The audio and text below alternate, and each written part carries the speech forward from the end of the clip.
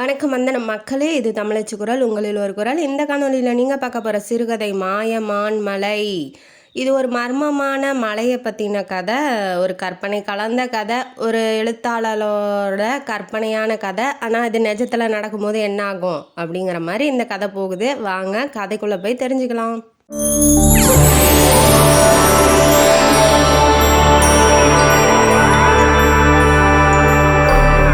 இந்த கதையோட ஆரம்பத்தில் நிலாத்தூர் ஜமீன் அப்படிங்கிற ஒரு ஜமீன் பரம்பரையை இன்ட்ரடியூஸ் பண்ணுறாங்க.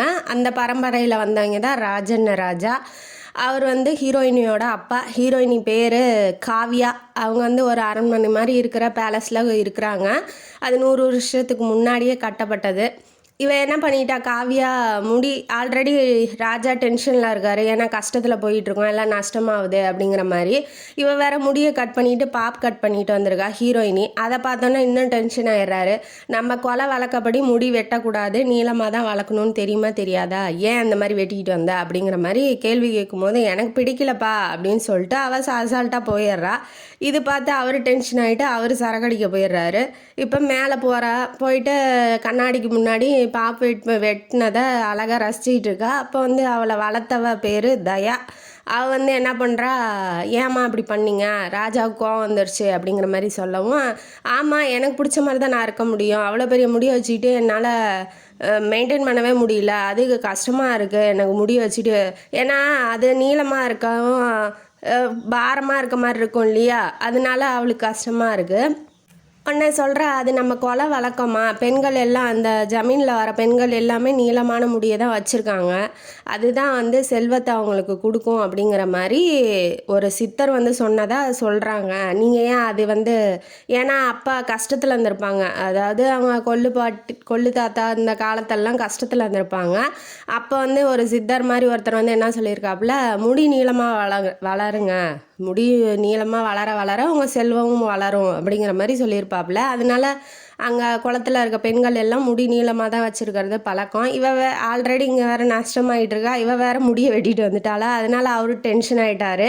நீங்கள் ஏன் அப்பாட்ட சொல்லாமல் இந்த மாதிரி பண்ணிங்கிற மாதிரி இவ சொல்லவும், ஏன்னா நம்பிக்கைக்குரியவ, ராஜாவுக்கு சப்போர்ட் பண்ணுறவ, வளர்த்தவ, யார் காவியாவை வளர்த்தவ, அதனால் எதுவுமே சொல்லலை, எனக்கு பிடிக்கல தயா அதனால் வெட்டிட்டேன், நீ போ அப்படின்னு சொல்லிடுறா. அதுக்கு மேலே அவளும் எதுவும் பேசலை.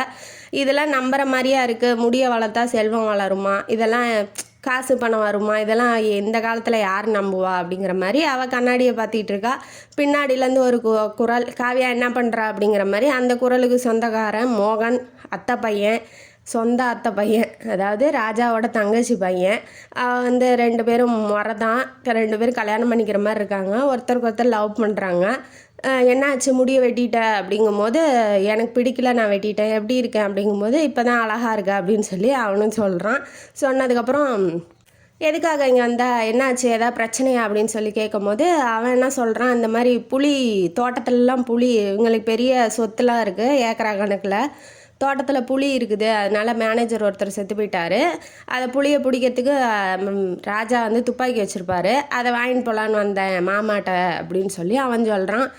சரி நீ போய் கேளு அப்படின்னு சொல்லிட்டு இவ வேலையை பார்க்குறா. அவன் போய் நேராக சரக்கடிக்கிற ரூமுக்குள்ளே போய், என்ன மாமா என்ன இப்போ ஏன் இப்படி பண்ணிட்டு இருக்கீங்க, அதாவது அவன் செஸ்ஸு தனியாக விளையாடிக்கிட்டு இருக்கான் ராஜா. இதையே எத்தனை வருஷம் விளையாடிட்டு இருப்பீங்க, தனியாக எப்படி தான் போர் அடிக்காமல் விளையாடுறீங்களோ அப்படிங்கன்னு அவன் கேட்குறான். இதுக்கான பதிலை நான் ஏற்கனவே சொல்லிட்டேன், நீ அந்த விஷயத்த சொல்லு அப்படிங்கிற மாதிரி அவர் டென்ஷனில் இருக்கார் இல்லையா, அதனால் அவர் டென்ஷன்லேயே பேசுகிறாரு. உடனே இவன் என்ன சொல்கிறான், இந்த மாதிரி புலி வருது, துப்பாக்கி கொடுங்க உங்கள் துப்பாக்கி, நான் சுட்டு புளியை பிடிக்கணும் அப்படிங்கும்போது, அதெல்லாம் உனக்கு தேவையில்லாத வேலை, உன் வேலையை பாரு, நான் துப்பாக்கிலாம் தரமாட்டேன், காவியாட்ட நான் கேட்டதுக்கு உங்கள்கிட்ட கேட்க சொன்னான் அப்படிங்கும்போது, காவியாட்ட இனிமேட்டு பேசுகிற வேலை வச்சுக்காத, உன் லிமிட் ஏதோ அதை மட்டும் நீ தெரிஞ்சுக்கிட்டு நடந்துக்கோ அப்படின்னு சொல்கிறாப்புல. இவன் லிமிட் என்ன, இவன் எப்படி வந்தவன் அப்படிங்கிறதுலாம் இப்போதைக்கு வரல. அதுக்கப்புறம் அவன் டென்ஷனாக இருக்காரதை பார்த்துட்டு இவன் போகிறான். போகும்போது தயா அந்த வளர்த்தவ இருக்காளி, அவள்கிட்ட கேட்டுக்கிட்டு இருக்கான், என்னாச்சு மாமாவுக்கு, ஏன் இப்படி மூஞ்சில் அடித்த மாதிரி பேசுகிறாரு அப்படிங்கும்போது, இந்த மாதிரி அம்மா முடி வெட்டிட்டு வந்துட்டாங்க, அதனால் கோவத்தில் இருக்கார். அதுவும் இல்லாமல் கப்பலூர் ஜமீனுக்கு பொண்ணு கொடுக்கறதா பேசி வச்சுருக்காரு, அதனால் உங்கள் மனசில் எதாவது இருந்தால் நீங்கள் மாற்றிக்கோங்க அப்படிங்கிற மாதிரி அவள் சொல்கிறா. என்ன சொல்கிற, அது வந்து காவியா ஒத்துக்கிட்டாளா?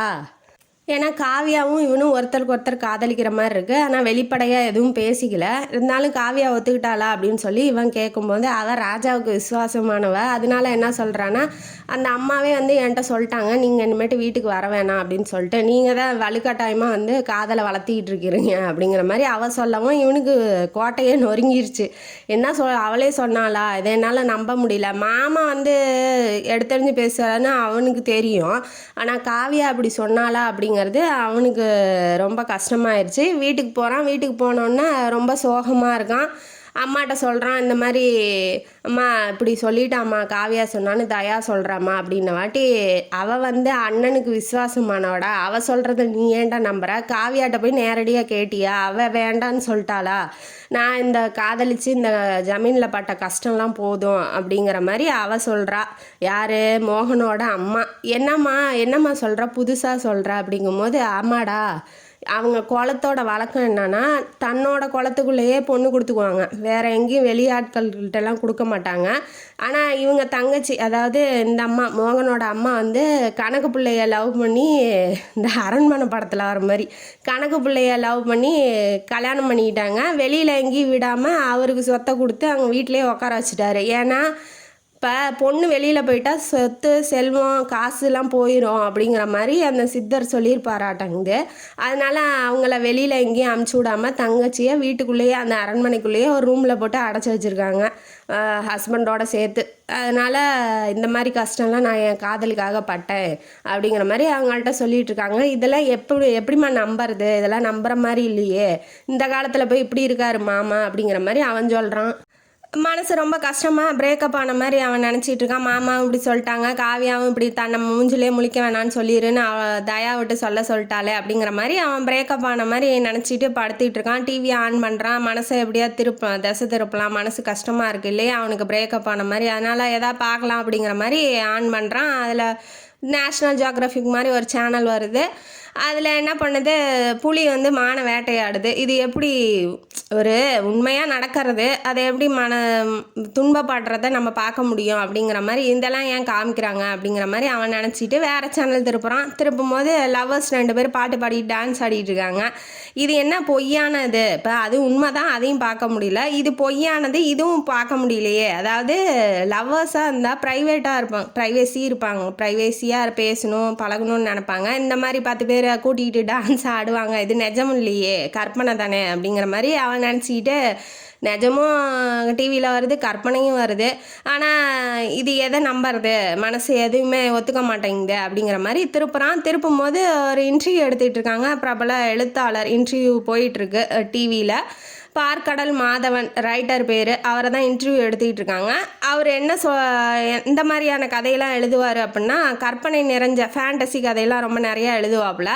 அதனால் அவர் சொல்கிறது பெரும்பாலும் கற்பனையாக இருக்கும் அப்படிங்கிற மாதிரி மக்கள் மனசில் ஒரு எண்ணம். இவர் எழுதின ஒரு புக்கு வந்து ரொம்ப பிரபலமாயிருச்சு. அதனால் இவரும் பிரபலமாயிட்டார்.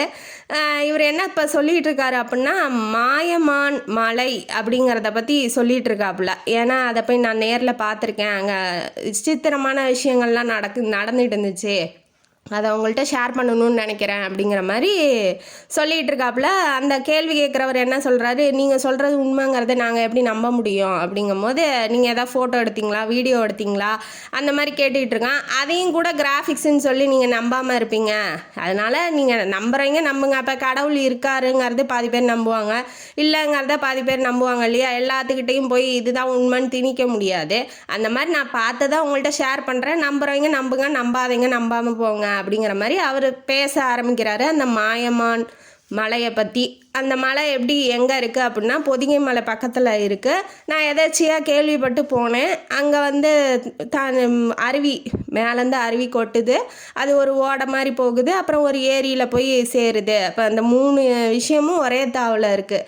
அருவி, ஓடை, ஏரி எல்லாமே ஒரே தாவில் இருக்கிற ஒரே மலை அந்த மலை தான். இப்போ நம்ம தமிழ்நாட்டில் ஏகப்பட்ட மலை, கொல்லிமலை, சேர்வராயன் மலை, அதாவது ஏற்காடு, அந்த மாதிரி நிறைய மலைகள் இருக்குது இல்லையா. அந்த மாதிரி அதுவும் ஒரு மலை தான். அங்கே ஆனால் விசித்திரமான விஷயங்கள்லாம் சில நிகழ்ந்துச்சு. அந்த மலையில் வர ஓடையில் தண்ணி குடிக்கும் போது மான் ரூபத்தில் இருக்க ஒரு மனுஷ முகம் கொண்ட மானை நான் பார்த்தேன் அப்படின்னு சொல்கிறாப்புல. அது நம்புகிற மாதிரி இல்லை. அதுக்கு அடுத்தது என்ன சொல்கிறாருன்னா, மரங்கள்லாம் பேசுது. ஒரு ரைட்டர் வந்து எழுதிக்கிட்டு இருக்காரு, என்ன மாதிரியே ஒருத்தர் எழுதிக்கிட்டு இருக்காரு, எனக்கு ரொம்ப பசியாக இருக்குது ஒரு பழம் கூட அப்படின்னு சொல்லி மரத்தை தடவி கேட்கும் போது உடனே அது பழத்தை கொடுக்குது, அதெல்லாம் நான் நேரில் பார்த்தேன் அப்படிங்கிற மாதிரி அவர் சொல்கிறாரு. இன்னொன்று என்னன்னா, ஒரு பொண்ணு சாப்பாட்டுக்காக இலையை வந்து கோத்துக்கிட்டு இருக்கா. இலை போட்டு சாப்பிடுவாங்க இல்லையா அந்த காலத்தில், அந்த இலையெல்லாம் கோத்துக்கிட்டு இருக்கும்போது அதுக்கு மேலே ஒரு கட்டி கல் மாதிரி மஞ்சள் கலரில் எடுத்து வைக்கிறா. அது எதுக்கு அப்படின்னா, காக்கா குருவிலாம் அந்த இலையை கொத்தி எடுத்துகிட்டு போகாமல் இருக்கா, அந்த கல்லை தூக்கி போட்டு அடிக்கிறா. அந்த கல் ஆகப்பட்டது, அந்த மஞ்சள் கலர் கல்லாகப்பட்டது எழுத்தாளர் காலில் வந்து விழுகுது. அதை எடுத்து பார்த்தா அது தங்கம். அதாவது தங்க கட்டியிலேயே அடிக்கிறான், எதை காக்கா குருவியை விரட்டுறதுக்கு அடிக்கிறான். அப்போ அந்த ஜனங்களுக்கு எந்த அளவுக்கு தங்கம் வெள்ளி மேலே இருக்கிற விலை மதிப்பு என்னன்னே தெரியாமல் அதை விரட்டுறதுக்கு பயன்படுத்துகிறாங்களே, அந்த மாதிரி அவன் நினைக்கிறான். நினச்சோன்னே இது உண்மையிலே தங்கமா அப்படின்னு சொல்லி 4-5 தடவை சோதித்து வேற பார்க்குறான். அப்புறம் நிறைய சித்தர்கள்லாம் அங்கே இருக்கிறாங்க, சாமியார் மாதிரி. அவங்கள்ட்ட 2-3 பேர்த்துக்கிட்ட பேசுனதான் எனக்கு ஞாபகம் இருக்குது, மற்ற யாரும் என்கிட்ட பேசல அப்படிங்கிற மாதிரி அவர் சொல்லி அடுக்கிக்கிட்டே போகிறாரு. கற்பனை கலந்து இதெல்லாம் உண்மையா பொய்யா அப்படிங்கிறதெல்லாம் அவங்களுக்கு தெரியல. அந்த மாதிரி சொல்லவும் இவன் ஆல்ரெடி மனசு உடஞ்சி போய் டிவியை பார்த்துட்டு இருக்கான். இதெல்லாம் என்ன இன்டர்வியூ, இதெல்லாம் நம்புற மாதிரியா இருக்குது, இவர் வந்து எழுத்தாளர் தான், அதுக்குன்னு கற்பனையாக கதையவே மக்கள் மத்தியில் திணிக்க பார்க்குறாரு அப்படிங்கிற மாதிரி அவன் யோசிச்சுட்டு டிவி ஆஃப் பண்ணிவிட்டு அவன் போகிறான். இப்போ புலி வந்து நடமாடுதுன்னு சொல்கிறாங்க இல்லையா தோட்டத்தில், அதனால் மேனேஜரை பார்த்து சொல்லலான்னு போகிறாப்புல. சொல்லும் போது, ஏன் நீங்கள் துப்பாக்கி உங்கள் மாமாட்டேருந்து வாங்கிட்டு வரலையா அப்படிங்கும்போது, இல்லை அவர் வந்து இல்லை மாமா வந்து பார்க்கலான்னு சொல்லிட்டாப்புல, அதனால் வந்து இப்போதைக்கு துப்பாக்கி கிடைக்காதுன்னு தான் நினைக்கிறேன். அதுவும் இல்லாமல் தோட்டத்தெல்லாம் விற்கிறேன்னு சொல்லிட்டு இருக்காரு உங்கள் மாமா, உங்களுக்கு தெரியுமா அப்படின்னு சொல்லி கேட்கும்போது, இந்த விஷயம்லாம் எனக்கே தெரியாது, என் மாமா மனசில் என்ன இருக்குன்னே தெரில, இவனே மேனேஜர் என்ன நினைக்கிறான், இவன் அவ்வளோவா க்ளோஸ் இல்லையாட்டங்குது அவர் ராஜாக்கு அப்படிங்கிற மாதிரி நினைக்கிறான். ஆனால் பட் ஆக்சுவலி அதுதான் உண்மை. ஏன்னா அவர் படிக்க வச்சுருக்காரு, இப்போ ஆஸ்திரேலியாவுக்கு வேலைக்கு போகிற அளவுக்கு அவன் பெரிய ஆளாகிருக்கான். ஆனால் பொண்ணை கொடுக்க மாட்டேங்கிறாரு, அப்போ நம்மளை அந்நியமாக தான் அவர் நினைக்கிறாராட்டங்குது அப்படிங்கிற ஒரு எண்ணம் வந்து அவனுக்கும் வந்துருச்சு. இப்போ என்ன பண்ணுறான், துப்பாக்கி கிடைக்கல அப்படிங்கவும் சோகமாக இப்போ வீட்டுக்கு வந்துட்டு அம்மாட்ட சொல்லிவிட்டு இப்போ தோட்டத்துக்கு போகிறேன் அப்படிங்கிற மாதிரி காரை எடுத்துகிட்டு கிளம்ப போகும்போது காவியா வந்துடுறா. காவியா வந்தோடனே காரை நிப்பாட்டுறா, ஏன் என்கிட்ட சொல்லாமல் வந்துட்ட அப்படிங்கிற மாதிரி. சொல்லி மட்டும் என்னம்மா வரப்போகுது, நீ தான் என்னை பார்க்கவே மாட்டேன்னு சொல்லிட்டியே அப்படிங்கிற மாதிரி அவள் சொல்லவும், தயா சொல்கிறதெல்லாம் நீ ஏன் நம்புற, அந்த வளர்ப்பு தாய் இருக்காங்களே அவங்கள சொல்கிறா.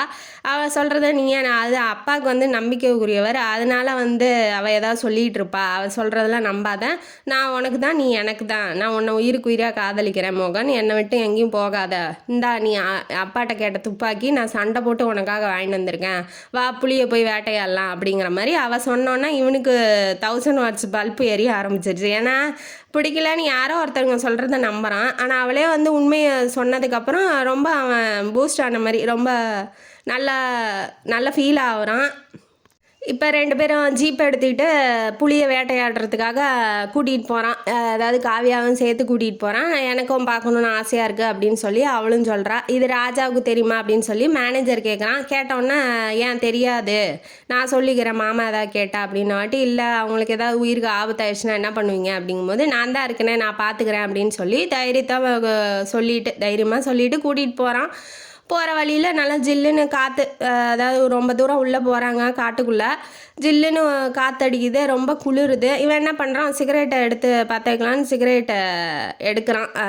ஜீப்பை நிறுத்திட்டு அவளுக்கு சிகரெட்டு இவன் பிடிக்கிறது சிகரெட்டு குடிக்கிறது அவனுக்கு பிடிக்கல அவளுக்கு. அதனால் என்ன பண்ணுறான்னா, நான் வேண்டாம் சிகரெட் டப்பாலாம் வேணான்னு தூக்கி எறிஞ்சிட்றா. வெளியில் தூக்கி எறிஞ்சோடனே இவ எனக்கு குளிருது நான் என்ன பண்ணுறது அப்படிங்கும்போது இவ கிட்ட போய் கிஸ் கொடுத்தோன்னே இப்போ எப்படி இருக்குது குளிர் அப்படிங்கும்போது, நல்லா தான் இருக்குது இருந்தாலும் எனக்கு சிகரெட் குடிக்கணுமே அப்படிங்கிற மாதிரி இவன் கீழே இறங்கி போய் அதை எடுக்கிறதுக்கு போகும். இவன் டென்ஷன் ஆகிட்டான், நம்ம கிஸ் கொடுக்குறோம் அது கூட இவன் மதிக்காமல் இவன் போகிறானே அப்படிங்கிற மாதிரி, நீ இங்கே கடை அப்படின்னு சொல்லிட்டு இவ ஜீப் எடுத்துகிட்டு வேகமாக முன்னாடி போயிடுறா.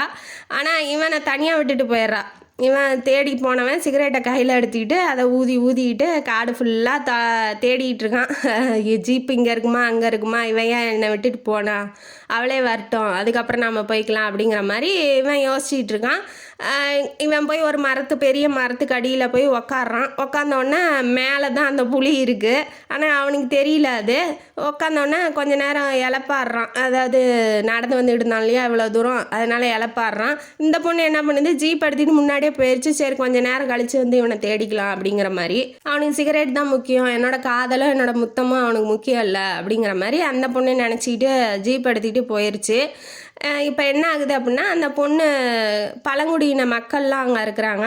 அவங்களில் ஒரு 2-3 பேரை வந்து சந்தித்தோடனே இது என்ன உங்கள் காரா, உங்களோட இதான் சாலை, அதாவது ரோடு மேலே போகிற வாகனமா இது அப்படிங்கிற மாதிரி அவங்க கேட்கவும், இவங்க என்ன இப்படி பேசுகிறாங்க, காரை முன்ன பின்ன அவங்க ஜீப்பை முன்ன பின்ன பார்த்ததே இல்லையோ அப்படிங்கிற மாதிரி அவன் நினைக்கிறா. ஏன் நீங்கள் பார்த்தது இல்லையான்னு கேட்கவும் செய்கிறா. பார்த்துருக்கோம், அந்த ஃபாரஸ்ட் ஆஃபீஸர்லாம் வச்சுருப்பாங்க, இந்த காடு மெயின்டைன் பண்ணுவாங்க இல்லையா அந்த கவர்மெண்ட் ஆஃபீஸரு, அவங்களாம் வச்சுருப்பாங்க. ஆனால் அவங்க கிட்ட கூட எங்களை விட்டதில்லை, அந்த ஜீப்புக்கிட்ட நாங்கள் தொட்டு பார்க்கலாமாங்கும்போது தாராளமாக தொட்டு பாருங்க அப்படின்னு சொல்லி அந்த பழங்குடி மக்கள் ஒரு 2-3 பேர் இருக்காங்க. பெண்கள் 2 பேரும், ஆண் ஒருத்தன் இருக்கான். அவங்க வந்து தொட்டு பார்க்குறாங்க. சொல்லுங்கள் நீங்கள் உங்கள் வீடு எங்கன்னு சொல்லுங்கள், நானே கொண்டு போய் விட்றேன் அப்படின்னு சொல்லி இவ சொல்கிறா. சொன்னோடனே இவ கூட்டிகிட்டு போய் ஒரு ஓடை மாதிரி இருக்குது, அதுக்கு முன்னாடியே நிறுத்திடுறா. அந்த பக்கம் வீடு இருக்குது, நாங்கள் போய்க்கிறோம், அதாவது குடிசை மாதிரி போட்டிருக்காங்க, அங்கே நாங்கள் போய்க்கிறோம் அப்படின்னு சொல்லி அந்த பொண்ணு சொல்லவும் இறக்கி விட்றா. நீங்களும் வாங்கலை, இங்கே இருட்டில் என்ன பண்ண போகிறீங்க, வாங்க சாப்பாடு சாப்பிட்டு போவீங்க அப்படிங்கிற மாதிரி கூப்பிட்றா. சரி நம்ம கொஞ்ச நேரம் இவங்கள்ட்ட அரட்டை அடிப்போம், ஏன்னா அவன் எங்கே இருக்கான்னு தெரியல இல்லையா, அவன் வரட்டும் அதுக்கப்புறம் போய்க்கலாங்கிற மாதிரி இவன் நினைக்கிறா. போகும்போது தேன் கொடுக்குறாங்க. அது எந்த மாதிரி கப்பில் கொடுக்குறாங்க அப்படின்னா தங்க கப்பில் கொடுக்குறாங்க. ஆக்சுவலி அந்த ரைட்டர் சொன்ன மாயமான் மலை அப்படிங்கிற இடத்துக்கு தான் இப்போ இவங்க ஹீரோயினி 2 பேருமே வந்திருக்காங்கங்கிறது இன்னும் அவங்களுக்கு ஸ்ட்ரைக் ஆகலை. ஏன்னா காட்டுக்குள்ளே ரொம்ப பொதிகை மலை பக்கத்தில் தான் இவங்க தோட்டம் இருக்குது அப்படிங்கிறதுனால அதுதான் மாயமான் மலை அப்படிங்கிறது அவங்களுக்கு தெரியல. ஏன்னா விசித்திரமான விஷயங்கள்லாம் அங்கே நடக்கும். மான்கள் ரொம்ப தூரத்துலேருந்து நிறைய மான்கள் இருக்கிற மாதிரி இருக்கும். ஆனால் அந்த மான்களை கிட்ட போய் பிடிக்கலாங்கும் போது இருக்காது. அதனால் அந்த மலைக்கு பேர் மாயமான் மலை அப்படிங்கிற ஒரு பேர் வந்ததாக சொல்கிறாங்க. இவன் என்ன பண்ணுறா, தேனை வாங்கும்போது கப்புலாம் ஜிகுன்னு இருக்குது. இது என்ன தங்கம் வாங்கும்போது, ஆமாம் தங்கம்தான். அவங்க எப்படின்னா தங்கம் இதெல்லாம் எப்படி யூஸ் பண்ணுறாங்க அப்படின்னா பிளாஸ்டிக் பொருள் மாதிரி யூஸ் பண்ணிகிட்டு இருக்காங்க. அதோட விலை மதிப்பு என்னன்னு அவங்களுக்கு தெரியாது, அதை பற்றின ஒரு அறிவோ அவங்களுக்கு கிடையாது. ஏதோ ஒரு பொருள் அப்படிங்கிற மாதிரி அவங்க யூஸ் பண்ணிகிட்டு இருக்காங்க. அதை பற்றி அவள் அவ்வளோவா கண்டுக்கல. இவன் என்னடா இவ்வளோ நேரம் ஆச்சு இன்னும் காணுமேன்னு நினைக்கிறா. போக வெளியில் என்ன ஆகுது, ஆடு மாடு படுத்துக்கிட்டு இருக்க மாதிரி சிங்கம் வந்து படுத்திகிட்டு இருக்கு, ஆடு மாடு கூட.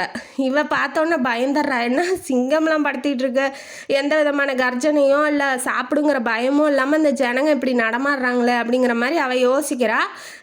ஏன்னா அது வந்து இறை நீக்கி ஆயிடுச்சு, அதாவது சாப்பாடு அனிமல்ஸ் மாமிசத்தெல்லாம் சாப்பிட்றத நிறுத்திடுச்சு. பழம் காய்கறி மாதிரி வச்சா மட்டும் சாப்பிடுது, அதனால எந்த விதமான தொந்தரவும் இல்லை அப்படிங்கிற மாதிரி அங்கே ஊர் பெரியவர் வந்து சொல்கிறாரு.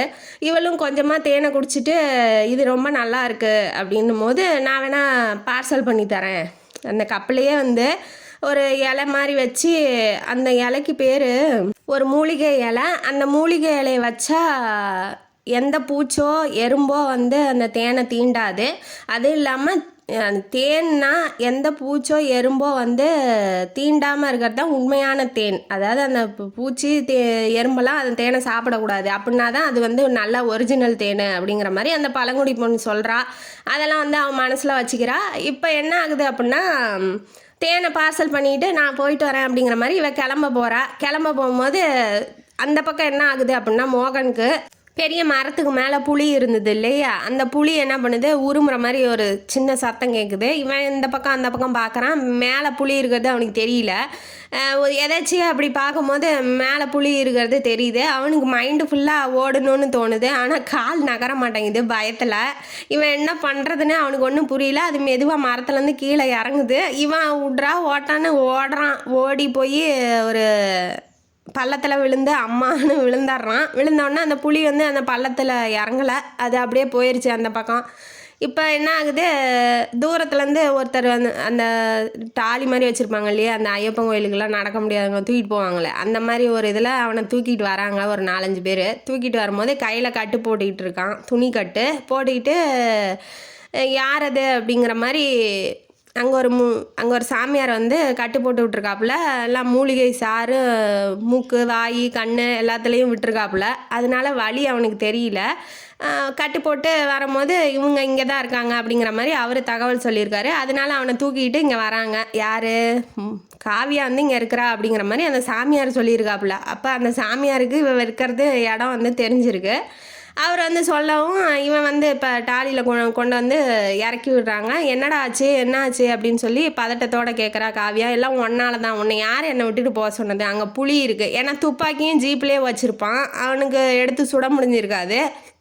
துப்பாக்கியும் எடுத்துகிட்டு வந்துட்டேன், நான் எப்படி வர்றது, நான் ஓடி போய் கீழே விழுந்துட்டேன், ஒன்னால தான் இல்லாமங்கும் போது என்னை மன்னிச்சிரு, நீ வந்து என்னோட காதலை உதாசீனப்படுத்திட்ட அப்படின்னு சொல்லி எனக்கு கோவம் வந்துருச்சு, மற்றபடி எதுவும் இல்லை, மன்னிச்சிக்கோ அப்படின்னு சொல்லும் போது சரி பரவாயில்ல, வலிக்குதாடா அப்படின்னு சொல்லி கேட்கும்போது இல்லை சாமியார் ஏதோ மூலிகையை விட்டாரு, வலியெலாம் அவ்வளோவா இல்லை அப்படிங்கும்போது சரி அப்படின்னு சொல்லிட்டு அங்கே இருக்கிற பசங்க பொண்ணுங்கள்லாம் பார்த்துட்ருங்க. அவங்களாம் வித்தியாசமாக இருக்காங்க. அது குழந்தைங்களாம் என்ன பண்ணுது அப்படின்னா, பல்லாங்குழியில் நவரத்தினம் இருக்கும் பார்த்திங்களா, அதை வச்சு விளையாடிட்டு இருக்குதுங்க. இவனுக்கு ஒரே ஆச்சரியம், எப்படி இந்த மாதிரி தங்கம் வெள்ளி நவரத்தினம் எல்லாத்தையும் வந்து என்னமோ பிளாஸ்டிக் பொருள் மாதிரி யூஸ் பண்ணிகிட்ருக்காங்க.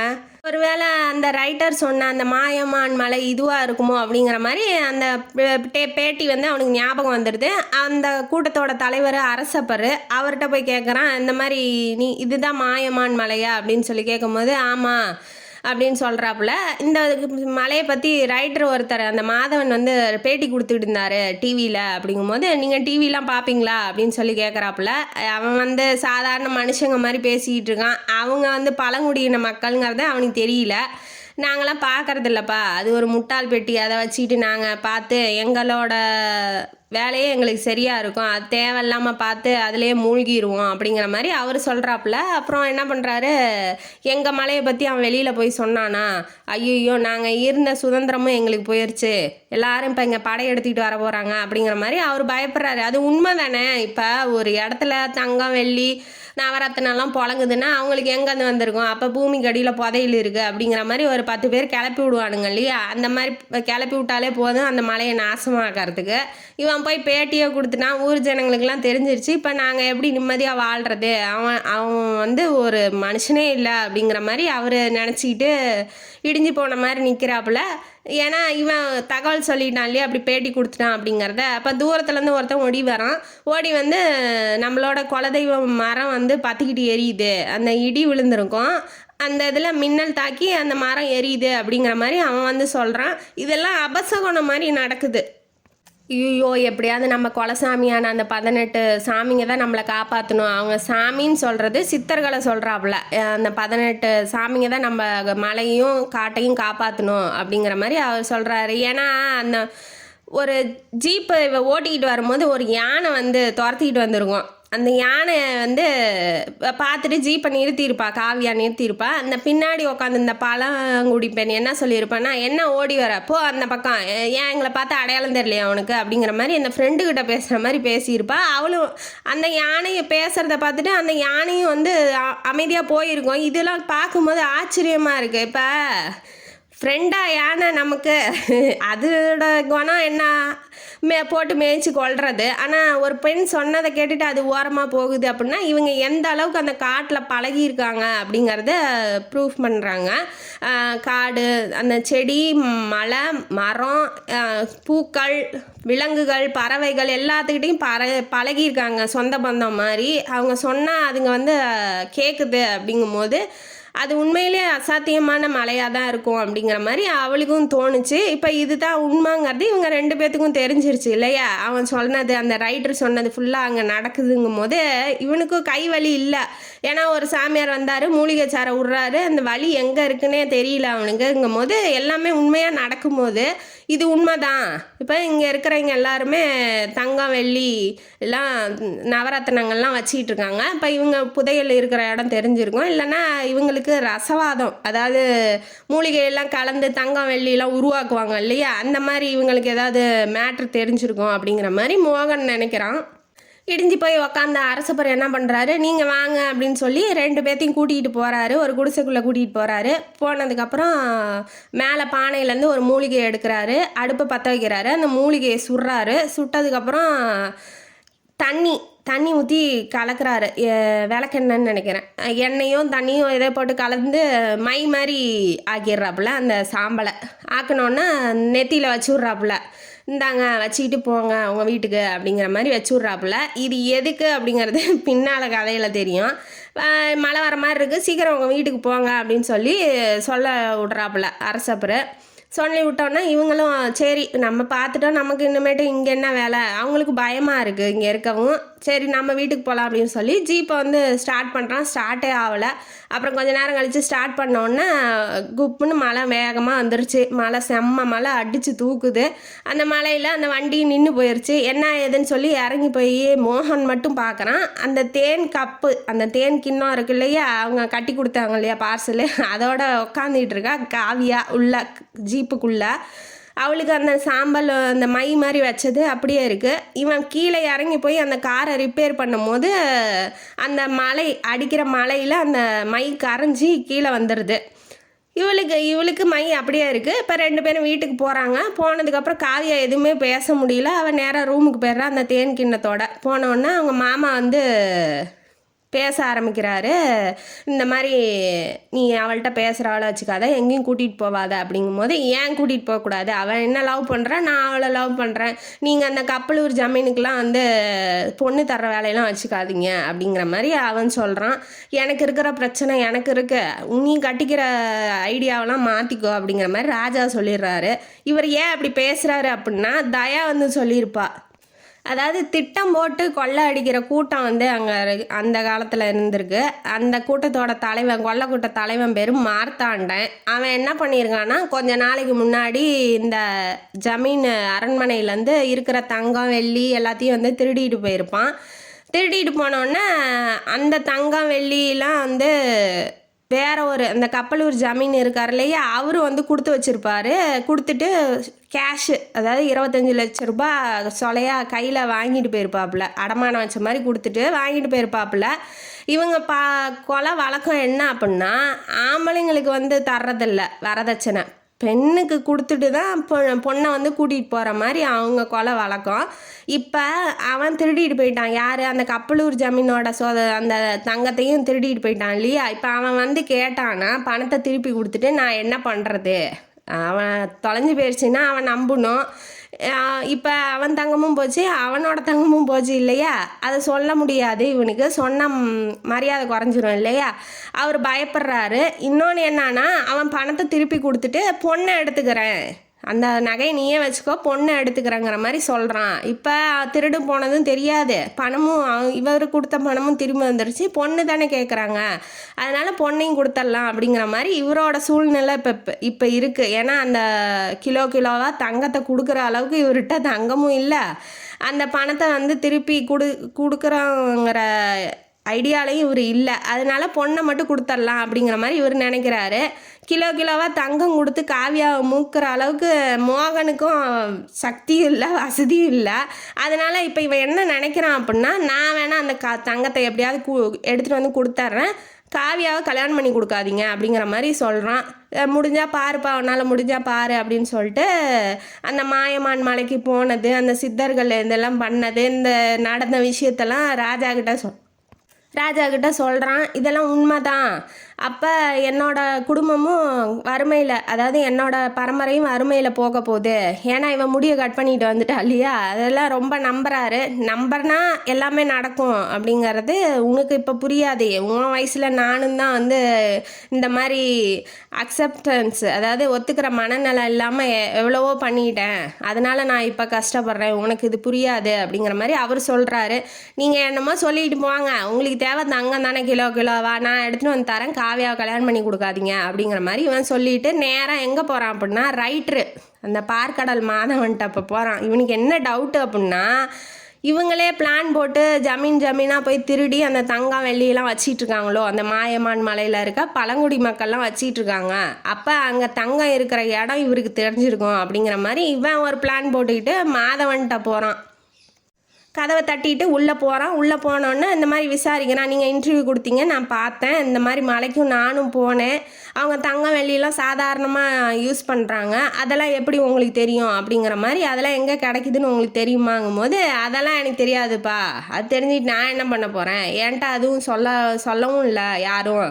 நான் போய் சும்மா விசாரிச்சுட்டு பார்த்ததை சொல்லிக்கிட்டு இருந்தேன். இப்போ ஏன்டா சொன்னோன்னு ஆயிடுச்சு. ஏன்னா அவங்க எப்படிலாம் யூஸ் பண்ணுறாங்கன்னு கவர்மெண்ட்டுக்கு தெரிஞ்சிருச்சு. அவங்களுக்கு எங்கேருந்து வருதுன்னு ஒரு படையை போட்டு இப்போ தேட ஆரம்பிச்சிட்டாங்க. பத்தாவதுக்கு ஃபோன் அடிச்சுட்டு அவங்களுக்கு எங்கே இருக்குது தங்கம் வெள்ளிலாம் கொடுங்க, நானே மொத்தமாக அமௌண்ட்டு கொடுத்து நான் வாங்கிக்கிறேங்கிற மாதிரி அடவுக்காரக்காரெல்லாம் ஃபோன் பண்ணுறான். இவருக்கு பெரிய டார்ச்சர் ஆயிடுச்சு. ஜனங்கள்லாம் நாங்களும் அங்கே போகணும் அப்படிங்கிற மாதிரி பேச ஆரம்பிச்சிட்டாங்க. இப்போ ஏன்டா இன்டர்வியூ கொடுத்தோம் அப்படிங்கிற மாதிரி அவன் யோசிக்கிறான். இந்த மாதிரி ஜனங்க எந்த பொருள் மேலேயும் அதிக ஆசை வைக்காமல் ஒருத்தருக்கு ஒருத்தர் மனிதத்தை மனிதமாக மதித்து வாழ்கிறாங்கங்கிறத உலகத்துக்கு எடுத்து சொல்கிறதுக்காக நான் சொன்னது. இப்போ எனக்கே தேவையில்லாத வேலையாக ஆயிடுச்சு. ஏன்டா சொன்னோன்னு இப்போ நினைக்கிறேன்.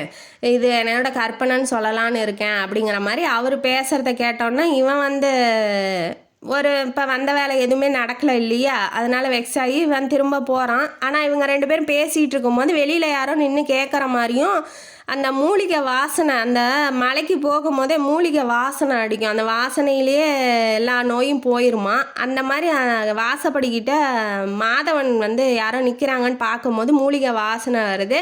இது அந்த மலையில் இருந்த வாசனை இல்லை, இங்கே எப்படி வருது அப்படிங்கிற மாதிரி அவன் நினச்சிக்கிட்டே இருக்கான். அந்த மலையை பற்றி பேசவும் அப்படி நமக்கு தோணுதோ அப்படிங்கிற மாதிரி. உனக்கு ஏதாவது வாசனை வருதாப்பான்னு மோகன்கிட்ட கேட்கும்போது இல்லை எனக்கு எதுவுமே வரல அப்படின்னு சொல்லிட்டு இவன் கிளம்ப போகும்போது படி இறங்கும் போது தான் அவனுக்கு தெரியுது வாசனை வருது அப்படிங்கிற மாதிரி அவனுக்கு தெரியுது. இவன் போனதுக்கப்புறம் உண்மையிலேயே மாயமான் மலையோட அந்த கூட்டத்தோட தலைவன் இருக்காலையே அரசப்பன், அவன் வந்திருக்கான். அவன் கண்ணுக்கு தெரியல, அவங்க 2 பேர்த்து கண்ணுக்கு தெரியல. இப்போ உள்ளே போகிறான். போனோன்னா அந்த மை இருக்கு இல்லையா, அந்த மையை வச்சுக்கிட்டு இவனுக்கு எல்லாமே ஞாபகம் இருக்குது மோகனுக்கு. ஆனால் காவியாவுக்கு ஞாபகம் இல்லை. அவங்க அப்பா கேட்பாரு எப்போ என்னன்னா, நீ நானும் மலைக்கு போனோம்ல, ஜீப்பில் போனோம்ல, அப்போ நீ தானே என்னை காதலிக்கிறேன்னு சொன்னேன், அதை போய் உங்கள் அப்பாட்ட சொல்லுங்கும் போது நான் எப்போ உன் ஜீப்பில் வந்தேன், நான் எப்போ உன்னை காதலிக்கிறேன்னு சொன்னேன். ஆமாம் உண்மையிலே உன்னை காதலிக்கிறேன், ஆனால் நான் இது வரைக்கும் உன்ட்ட சொல்லலையே, நான் அந்த மாதிரி வந்தேன்னு சொல்லிட்டு போகிறேன், ஏன் இப்படி பொய் சொல்கிற மோகன் அப்படின்னு சொல்லிட்டு அவன் பாட்டுக்கு போய் படுத்துருவா. இவனுக்கு ஒரே ஆச்சரியமாக இருக்கும். ஏன்னா அவன் முகத்தில் அந்த மை அப்படியே இருக்குது, தலைவலிக்குது அவளுக்கு, அந்த ஞாபகம் மறதியாக ஆகுது. அதனால் போய் அவள் படுத்துங்கிறா. இவன் மலையில் நனைஞ்சிட்டான் இல்லையா, அந்த மையெல்லாம் கரைஞ்சிச்சு. அதனால் இவனுக்கு நடந்த நிகழ்ச்சி எல்லாமே ஞாபகம் இருக்குது. அதே தான் இப்போ இங்கேயும் செயல்படுத்த வந்திருக்காப்புல அந்த கூட்டத்தோட தலைவர். என்னன்னா இவன் ஞாபகம் வச்சுக்கிட்டு தானே போய் எல்லாத்திட்டையும் பேட்டி கொடுக்குறான். இவனோட ஞாபக சக்தி அழிச்சிடணுங்கிற மாதிரி மைடா கையில் எடுத்துகிட்டு வந்திருப்பாரு. ஆனால் இவனே சொல்லிட்டான் இல்லையா, ஏன்டா சொன்னோம் இனிமேட்டு சொல்லக்கூடாதுன்னு. அதனால போனால் போகுதுன்னு விட்டுட்டு போயிருப்பாரு. அது உண்மைதான். நிலாத்தூர் ஜமீனுக்கு முடி வளர்க்க சொன்னது உண்மைதான். அது சனி பகவானோட ஆட்சி. ஜோதிட விஷயமா சிறந்த சித்தர் சொல்லியிருக்காப்புல, இந்த மாதிரி சனி பகவானுக்கு முடி வளர்க்குறது ரொம்ப பிடிக்கும். அதனால் அது வளர்க்கும் போது செல்வமும் சேர்ந்து வளரும் அப்படிங்கிற மாதிரி அவர் சொன்னதெல்லாம் உண்மைதான். அவங்களுக்கு நடந்ததும் உண்மைதான். இப்போ நடக்க போகிறதும் உண்மைதான். ஏன்னா அவர் கஷ்டத்தில் இருக்கார் இல்லையா, அதனால் நடக்க போகிறதும் உண்மைதான். அதனால் நீங்கள் 2 பேரும் பேசிகிட்டு இருந்ததை நான் கேட்டேன். இனிமேட்டு நீங்கள் மலையை பற்றி பேச மாட்டீங்கன்னு நான் நம்புகிறேன் அப்படின்னு சொல்லிட்டு இவர் போயிடுறாரு. இவர் அங்கேயே நின்றுருக்காரு. ஆனால் இவங்க கண்ணுக்கு தெரியல. அந்த மாதிரி மூலிகையெல்லாம் அந்த காலத்தில் இருந்திருக்கு பாருங்கள், மறைய வைக்கிற மூலிகையெல்லாம். இந்த பக்கம் அந்த மார்த்தாண்டா இருக்கான் இல்லையா, கொல்லைக்கூட்ட தலைவன், அவன் என்ன பண்ணுறான்னா, இவன் பேட்டி கொடுத்ததுனால நம்மளே இவ்வளோ தங்கம் கொள்ளை அடிச்சிக்கிட்டு இருக்கோம், நம்மளே ஈயட்டம்லாவில் டீ குடிக்கிறோம், அவனுங்க எப்படா தங்கத்திலே எல்லாம் புழங்குறானுங்களாம், தங்கத்திலே எல்லாம் பண்ணுறானுங்களாம் அதோட ரகசியம் என்னன்னு தெரிஞ்சுக்கணுண்டா அப்படின்னு சொல்லிட்டு அந்த மலையை பற்றி விசாரிக்க சொல்லியிருப்பான். அவனுங்களும் இந்த மாதிரி அந்த பேட்டி கொடுத்தான் இல்லையா மாதவன், அதையே சொல்லியிருக்கானுங்க. இதெல்லாம் எனக்கு நம்புற மாதிரி தெரில, நானே நேரில் போய் பார்த்துக்கிறேன்டா அப்படின்னு சொல்லிட்டு இவர் சித்தர் மாதிரி வேஷம்லாம் போட்டுக்கிட்டு இப்போ போகிறாப்புல அந்த மலைக்கு. போயிட்டோன்னா உள்ளே போனோன்னா வாங்க வாங்கன்னு சொல்லி வரவேற்கிறாங்க, காலில் விழுந்து கும்பிட்றாங்க. இவன் சித்தர் மாதிரி வேஷம் போட்டு போயிருக்கான் இல்லையா, அதனால கும்பிட்றாங்க. அதுக்கப்புறம் என்ன பண்ணுறான், தூரத்தில் ஒருத்தன் வேலை செஞ்சுட்டு இருக்கதை பார்த்துட்டு இவன் போய் கையில் தங்க காப்பு போட்டுக்கிட்டு இருக்கான். இது எப்படா வந்துச்சு அப்படின்னு சொல்லி கேட்கும் போது நீங்கள் தானே சாமி கொடுத்தீங்க அப்படிங்கிற மாதிரி அவன் சொல்கிறான். நான் தான், ஆமாம் நான் தான் கொடுத்தேன்ட்டு இவன் வந்து சிரிச்சுக்கிட்டே போயிடுறான். அப்போ சித்தர்கள்கிட்ட தான் தங்கம்லாம் இருக்குது, அப்போ அவங்க ரசவாத முறையில் ஏதோ ஒன்று தங்கம் தயாரிக்கிறாங்க, அதோட விஷயம் என்னன்னு நமக்கு தெரிஞ்சுக்கணும் அப்படிங்கிறதுனால இப்போ சித்தர் எங்கே இருக்காங்க அப்படின்னு சொல்லி தேடுறதுக்கு முயற்சி பண்ணுறான். குகையில் தானே இருப்பாங்க மேக்ஸிமம் அப்படின்னு சொல்லிட்டு தூரத்தில் ஒரு குகை மாதிரி தெரியுது, அதுக்குள்ளே போய் எட்டி பார்க்குறான். சிவலிங்கம் ஃபுல்லாக கோல்டு தங்கத்துலேயே இருக்குது. அதில் வந்து துணியே இல்லாமல் ஒருத்தர் வந்து சாமி கும்பிட்டுக்கிட்டு இருக்காப்புல. அதாவது சித்தர்கள்லாம் அப்படி தானே இருப்பாங்க. சாமி கும்பிட்டுக்கிட்டு இருக்கும்போது இவன் வந்து கொஞ்சம் எட்டியே நின்று என்ன நடக்குது அப்படிங்கிறத பார்த்துக்கிட்டு இருக்கான். அப்படியே பார்த்துக்கிட்டே இருக்கும்போது இவருக்கு தெரிஞ்சிருது இவன் தான் வந்திருக்கான். வாப்பா மாத்தாண்டா, என்ன பண்ணுற இங்கே, போலி வேஷம் போட்டுக்கிட்டு சித்தரா வந்திருக்க, வா வா அப்படின்னு சொல்லி எந்த கொள்ளை அடிக்க போகிற அப்படின்னு சொல்லி கேட்கவும் இவனு ஆச்சரியமாயிடுச்சு. இவன் தான் ஃபஸ்ட் டைம் பார்க்குறான், பேர் சொல்கிறாரு, என்ன தொழில் செய்கிறாங்கிறத சொல்கிறாரு. அவனுக்கு உடனே ஆச்சரியமாகி, இப்போ உனக்கு என்ன தங்கம் வெள்ளி தானே வேணும், நான் இப்போ வந்து தங்கம் தயாரிக்கிற முறையை வந்து உனக்கு நான் கற்றுக் கொடுக்குறேன், ரசவாத முறையில் எப்படி உருவாக்குறதுங்கிறத நான் கற்றுக் கொடுக்குறேன். இன்னொன்று, நீ வந்து என்ன பண்ணணும் அப்படின்னா, இப்போ கொள்ளை அடித்த தங்கத்தெல்லாம் அவங்கவுங்க இதுக்கே செட்டில் பண்ணிவிட்டு நீ வந்து நல்லா திருந்தி ஜெயிலுக்கெலாம் போயிட்டு தண்டனையெல்லாம் வாங்கிட்டு திருந்தி நீ என்கிட்டயே வா, நான் அந்த முறையை சொல்லி கொடுக்குறேன். இந்த மலையில் எதுவுமே இல்லை, நான் தான் கொள்ளை அடித்து கொடுத்த தங்கத்தை தான் அவங்க வச்சிட்ருக்காங்க அப்படிங்கிற மாதிரி நீ சொல்லிடு அப்படின்னு சொல்லி அந்த சித்தர் சொல்கிறாப்புல. நான் வந்தால் நீங்கள் கற்றுக் கொடுப்பீங்கன்னு என்ன நிச்சயம், அதுவும் இல்லாமல் உங்களுக்கு எப்படி ரசவாத முறையில் தங்கம் தயாரிக்கிறது தெரியுங்கிறது நான் எப்படி நம்புவேன் அப்படிங்கிற மாதிரி இவன் கொஷின் கேட்குறான். அது உண்மை தானே, இப்போ எல்லாத்தையும் நான் செஞ்சுட்டு வரேன், நீங்கள் எப்படி எனக்கு சொல்லி கொடுப்பீங்க, எனக்கு தங்கம் தயாரிக்கிற முறையை நீங்கள் முதல்ல உங்களுக்கு தெரியுங்கிறது எனக்கு எப்படி தெரியும் அப்படிங்கிற மாதிரி சொல்லவும், நீ வாப்பா அப்படின்னு சொல்லிட்டு தண்ணி மேலேயே நடக்க வைக்கிறாரு ஒரு மந்திரம் சொல்லிட்டு. பத்தாவதுக்கு கொட்டுற அருவியை நிறுத்திட்டு குகைக்குள்ளே போகிறாரு. அங்கே குகையில் ஒரு 18 சித்தர்கள் வந்து அவங்க வேலையை செஞ்சிகிட்டு இருக்காங்க. மூலிகை தயாரிக்கிறது, புக்கு படிச்சுட்டு இருக்காரு ஒருத்தர் வந்து ரசவாத முறையில் ஏதோ தயாரிச்சுக்கிட்டு இருக்காப்புல. அந்த மாதிரி எல்லாம் பண்ணிகிட்டு இருக்காத பார்த்தோன்னா அவனுக்கு ஒரே ஆச்சரியம், இப்போ சித்தர்கள் இருக்கிறதெல்லாம் உண்மைதானா அப்படிங்கிற மாதிரி சொல்கிறாரு. கேட்டோன்னா ஆமாப்பா, அவர் பாம்பாட்டி சித்தர், அவர் வந்து அந்த சித்தர்கள் பேர்லாம் சொல்கிறாப்புல, ஒவ்வொருத்தர் பேரையும் சொல்கிறாரு. நீங்கள் யாருப்பா அப்படிங்கும்போது அவர் ஒரு பேர் சொல்கிறாரு, என்ன குதும்பை சித்தரா, குதுமையா அதும்பையா தெரியலையே, அவர் ஒரு பேர் சொல்கிறாரு. சொன்னோன்னே அவரும் சித்தர் தானே அவன் யோசிச்சுட்டு காலிலேயே விழுந்துடுறான். அப்பா சாமி சிவனடியாரே என்னை மன்னிச்சிருங்க, நீங்கள் வந்து இவ்வளோ பெரிய ஆளுங்கிறது எனக்கு தெரியாது, நீங்கள் சொன்ன மாதிரியே நான் எல்லாத்தையும் செய்கிறேன்ப்பா அப்படின்னு சொல்லிட்டு இவன் போய் பேட்டி கொடுத்து இவனே போய் நான் தான் தங்கம் வெள்ளியெல்லாம் கொடுத்தேங்கிற மாதிரி போய் ஒப்படைச்சிட்டு போய் ஜெயிலில் போய் உக்காந்துக்கிட்டு இருக்கான். இப்போ இந்த நியூஸ் பேப்பரில் வருது. வந்தோடனே அந்த நிலாத்தூர் ஜமீனுக்கும் திருடு போன தங்கம்லாம் அவன் அந்த ஜமீனோட பீரோவுக்கே வந்துடுது. அதனால் இவருக்கும் சந்தோஷம், எப்படியும் கப்பலூர் ஜமீனுக்கும் பொண்ணை கொடுக்கணுங்கிற அவசியம் இல்லை. இப்போ பேப்பரை எடுத்து பார்க்குறான், மோகன் வந்து நினச்ச மாதிரியே அவங்களே கொள்ளை அடிச்சிட்டு அவங்களே வந்து தங்கம் வெள்ளியெலாம் வச்சுக்கிட்டு இந்த மாதிரி அமானுஷம்லாம் அங்கே நடக்குது அப்படிங்கிற மாதிரி இவங்க பரப்பி விட்டுக்கிட்டு இருக்காங்க அப்படின்னு நான் நினச்சது தான் இப்போ பேப்பரில் வந்திருக்கு, பாத்தியா காவியா அப்படின்னு சொல்லி சொல்கிறான். எது என்னவா நடந்தால் என்ன, நம்ம காதல் ஒன்று சேர்ந்துருச்சுல அப்படின்னு சொல்லி இவங்க 2 பேரும் ஹக் பண்ணிக்கிறாங்க. இந்த மாயமான் மலையோட கதை இதோட முடியுது. இப்போ இந்த கதையிலேருந்து நமக்கு என்ன தெரியுது, கடவுள் இருக்காரு அப்படிங்கிறவருக்கு இருக்காரு, கடவுள் இல்லை அப்படிங்கிறவருக்கு கடவுள் இல்லை. ஏன்னா மனுஷன் ரொம்ப ப்ராக்டிக்கலாக யோசித்து புத்திக்கு அடிமையாயிட்டான். அதனால் அவனுக்கு என்ன சொன்னாலுமே இதுக்கு என்ன எக்ஸாம்பிள், இதுக்கு என்ன ஒன்ட் ஆஃப் ப்ரூஃப் இருக்குது அப்படின்னு சொல்லி கேட்க ஆரம்பிச்சிட்டான். அதுக்கப்புறம் வந்து இந்த மனுஷத்தெல்லாம் நம்பாததும் மனுஷனோட எண்ணம் அப்படிங்கிறத கடவுளே விட்டுட்டாரு. அதனால் நீங்கள் நம்பாததும் உங்கள் விருப்பம் அப்படின்னு சொல்லிட்டு நம்ம இந்த கதையை இதோட முடிப்போம். இந்த கதையும் காணொலி உங்களுக்கு பிடிச்சிருந்தா லைக் பண்ணுங்கள், ஷேர் பண்ணுங்கள், சப்ஸ்கிரைப் பண்ணுங்கள், கமெண்ட் பாக்ஸில் கமெண்ட் பண்ணுங்கள். நன்றி மக்களே.